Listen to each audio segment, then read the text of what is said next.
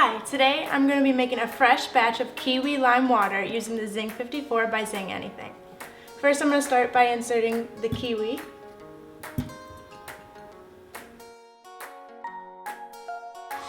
Then I'll put the strainer collar in here. Using the muddler, I'm going to mash the kiwi.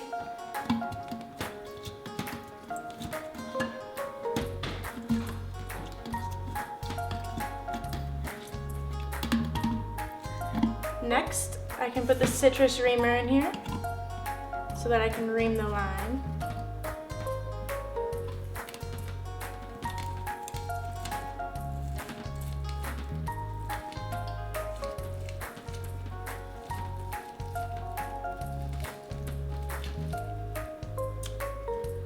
The last ingredient I'm going to put in here is agave nectar.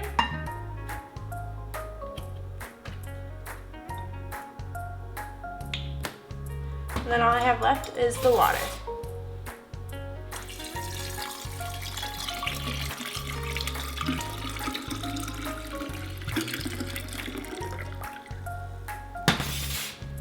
Then I can loosen this again. Drop it in, tighten it, stir a little bit,